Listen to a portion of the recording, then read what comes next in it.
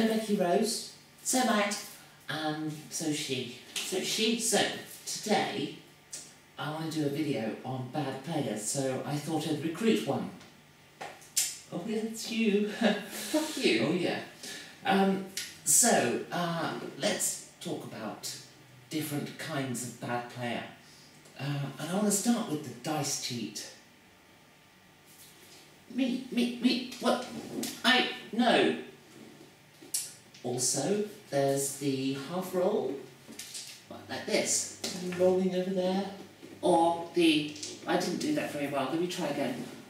It's really hard to do this with the time limit.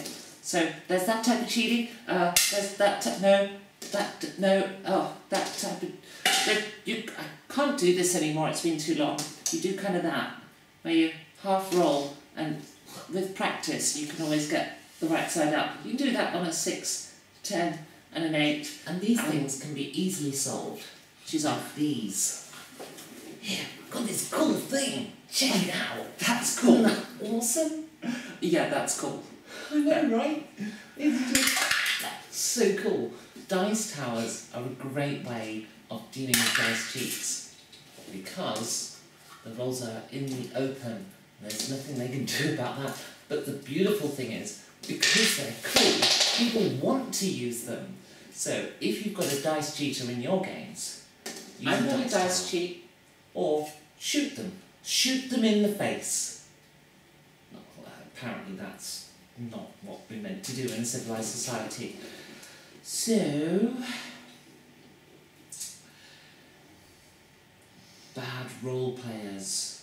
Now, bad role playing takes many forms. Let's say we've got a dark, mysterious adventure going on. It's all a bit Cthulhuoid and Lovecraftian, and we've got a big, scary monster.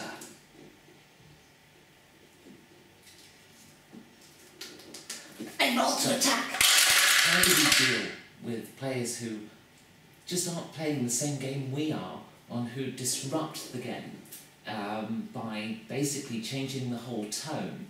And this happens a lot, actually more, I think, with experienced role players, because they've kind of seen everything before and done everything. And so they're kind of just playing the game. It's kind of a shame, really, because there's so much more that they can do and they're capable of, but sometimes aren't interested.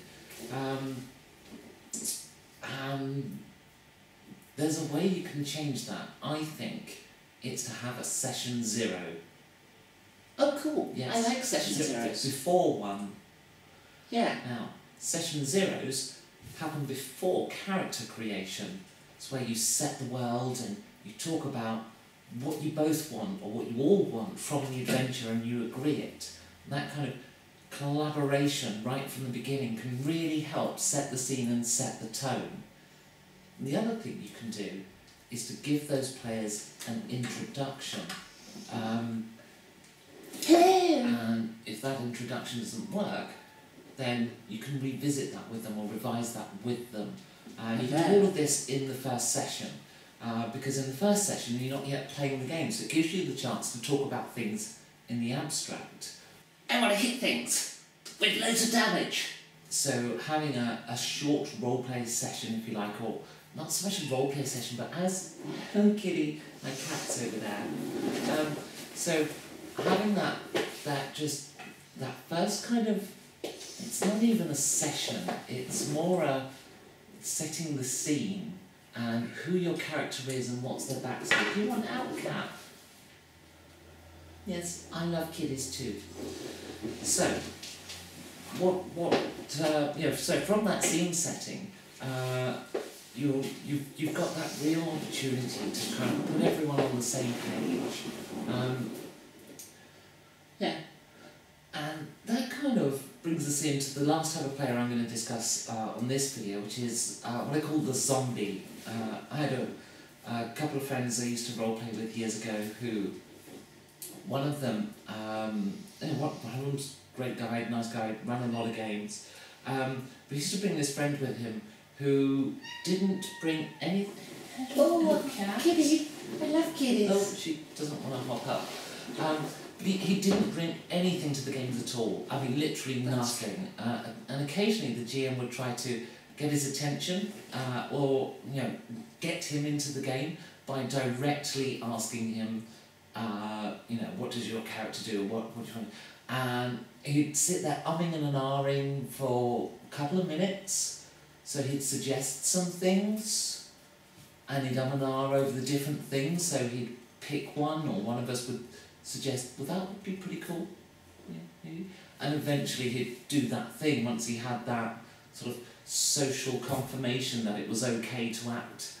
And that went on for a long time until we stopped inviting him, because there wasn't a solution that we had at the time, or that I wasn't running the game and I couldn't do things a different way. Could I have saved that? This is kind of a shame. I mean, in that case, to me, I didn't know the guy from Adam, and to be honest, I could smell him 2 days after he'd been in my front room. So I was kind of glad for him not to be there. So if that player was, let's say, one of my best friends, or somebody who gave another player a lift to the session or something, I might have been more incentivized to save that player in our group. So how could I do that? How would I have done that? And I think, to a certain extent, there's only so much you can do, but there are ways of doing it. One way is, if you've had that session 0 and you know a bit about that character, how about doing a one-on-one session of that character's backstory, just to really sort of find out who that character is. When it's one-on-one, they have nobody else to please, they have nobody else to get that sort of social authority from, like, oh yeah, okay, that won't upset anyone, I'll do that. If it's one-on-one, and just helps establish the character, so then they can then take that decision-making and that confidence through into future sessions. I actually kind of like to do it anyway. I like to do, after the game has actually started and we're 1 or 2 sessions in, to do little backstory adventures with some of the players, any of those who are up for it, really. Not me. I'm sure you do. Alright, I do. So, you know me so well. Do that. I think in some ways, when you're dealing with a player who is important to your group or important to your friendship, but who isn't really playing the same game that you are, I think inspiring them to be, to play that same game is possible. Let's say, for example, you're... Yeah? Get on with it. I love cats, by the way. Now that changed the tone. So, let's say I want to get that bad player back on track. Well, clearly, the player is over-engaging in skills and combat, particularly. So, yes. What I would do is I would make sure that player doesn't get any combat and give them some role-playing scenes, something to really draw out the character and get the role-playing back in. So I would deliberately avoid putting any combat scenes in. Now, if that means that, in the course of the story, the next thing to happen is meant to be a combat, sideline them, side quest, take them away from the main path before bringing them back, and put them in situations where it's only their role-playing skill that's going to help them, and that will help draw the character out, help inspire them, and bring that character to the front, and make the skills and rolling and damage and everything else secondary. I'm not a big fan of calling people out. I'll do it occasionally where it's needed, especially if I've just caught the shooter in the act. I think you made an error there. So, that's, non-confrontational, you made an error rather than, you cheat! Because when you're confrontational, the person you're confrontational toward will always be defensive. That doesn't achieve anything. It's just a movable object and irresistible force, and it doesn't, you don't achieve anything. People only change their minds on things on reflection. They never do it in the heat of the moment. So there's no point being aggressive about it. Even with cheating, just point out the error, move on, and solve it surreptitiously, like with the dice tower. But you did that because what? Yeah. See, it works. I love cows. In some ways, it is, when you look back in sort of like the 1950s, for example, managers used to think that workers were worthless and uninterested and easily replaced, and the only way to get them to do something was to shout at them until they did it. Well, in modern times, we know that that doesn't work as well as reasoning with people and inspiring them. If you can help them enjoy their character, enjoy playing their character, then that can change the way that they play.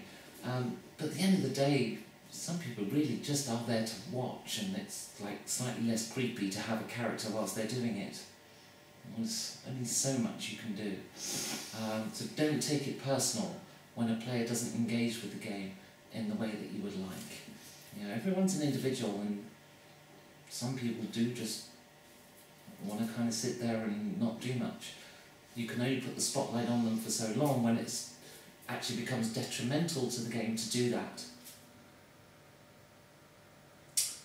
Yeah, that's about all I've got for the moment on those particular types of problem player. If you enjoyed this video... I enjoyed it. Yeah, I agree. Or give me your thoughts in the comments down there. Unless you're viewing this on my website, because I haven't written the commenting stuff yet. See. Or maybe when you're watching this, I might have gotten around to it.